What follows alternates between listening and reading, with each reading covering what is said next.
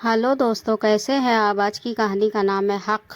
बड़ा भाई राजीव पुश्तैनी प्लॉट पर दुकानें बना रहा था। छोटा भाई दिनेश बोला, भैया आप मेरी आधी ज़मीन छोड़कर दुकान बनाओ। बड़ा भाई बोला, तेरा आधा हिस्सा पीछे की तरफ छोड़ दिया, आगे की सारी ज़मीन मैं ले रहा हूँ। दिनेश बोला, मगर भैया मैं दुकान कहाँ बनाऊँगा। राजीव बोला, तुझे दुकान की ज़रूरत क्या है, और बनाना ही चाहते हो तो पीछे बना लेना, उधर भी तो रास्ता है। छोटा भाई बोला, मैं आपको सड़क से लगने वाली सारी कीमती ज़मीन नहीं लेने दूंगा। राजीव बोला, ये ज़मीन मेरी है और ये इसके कागज़ देख ले, तुम्हारा हिस्सा पीछे की तरफ है, इसमें तुम्हारे भी दस्तखत है। ज़मीन के कागजात देखने के बाद दिनेश चुप हो गया। वो समझ गया भाई ने धोखे से सारी कीमती ज़मीन अपने नाम करवा ली है। राजीव और दिनेश के पिता का देहांत 8 साल पहले हुआ था। तब छोटा भाई दिनेश कुंवारा था। पिता के देहांत के बाद राजीव ने चुपके से घर और प्लॉट का बंटवारा अपनी मनमर्जी से कर लिया था। दिनेश ने उस समय भाई के कहे अनुसार दस्तखत कर दिए थे। घर के बंटवारे में कोई समस्या नहीं थी, समस्या प्लॉट के बंटवारे में थी, क्योंकि प्लॉट के दोनों ओर रास्ते थे।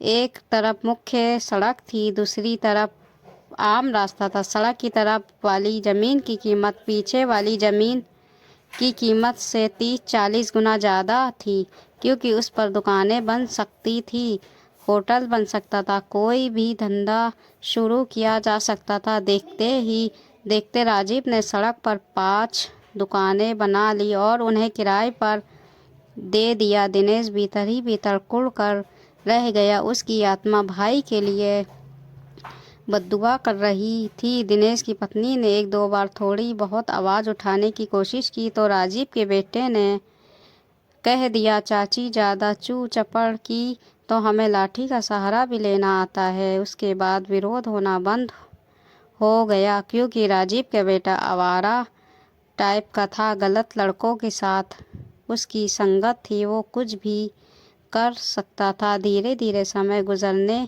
लगा। दिनेश के दोनों बेटे भी जवान हो गए, उसमें एक नौकरी भी लग गया। उधर राजीव बीमार रहने लगा। अब घर का पूरा चार्ज उसके बेटे के पास आ गया।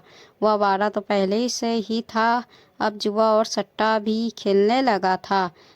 जब जुए और सट्टे में पैसे हार जाता, तब मांगने वालों को चुकाने के लिए वो दुकान बेच देता था। राजीव खाट पर पड़ा पड़ा बेटे की हरकतें देखता रहता था। धीरे धीरे राजीव के बेटे ने सारी दुकानें और दुकानों के पीछे बची ज़मीन बेच दी। आज राजीव घर में गरीबी के अलावा कुछ भी नहीं बचा है। बेटा पी कर हर कहीं पड़ा रहता है। राजीव के पोते सरकारी स्कूल में पढ़ते हैं, उनकी परवरिश भी ईश्वर के भरोसे है। राजीव कई सालों से खाट पर पड़ा है, अब उससे जरा भी हिला नहीं जाता। उधर दिनेश के घर में रौनक है। एक बेटा सरकारी नौकरी में है, दूसरा बेटा बिजनेस कर रहा है। उसके घर में किसी चीज़ की कमी नहीं। हाँ, राजीव की ज़िंदगी में सोचने की सिवा कुछ नहीं बचा। कभी कभी वो कर्मों के बारे में सोच कर रो देता है कि उसके कर्म ही उसकी दयनीय स्थिति के जिम्मेदार है। दोस्तों, अपने भाई का हक मारकर अपनी निकम्मी औलाद के लिए संपत्ति बढ़ाने वालों की यही दुर्दशा होती है। इतना ही नहीं, उसकी कई पीढ़ियाँ उसका दंड भुगती हैं, क्योंकि ईश्वर के न्याय की चक्की धीरे जरूर चलती है, मगर पिसती बहुत बारीक है। इसलिए किसी का भी हक ना मारे। दोस्तों, ये हिंदी कहानियाँ आपको कैसी लगी। हिंदी कहानी अच्छी लगी तो कहानी को लाइक सब्सक्राइब ज़रूर करिएगा। मिलते हैं एक नई हिंदी कहानी के साथ। तब तक के अपना ख्याल रखिएगा, दुआओं में याद रखिएगा। अल्लाह हाफिज़।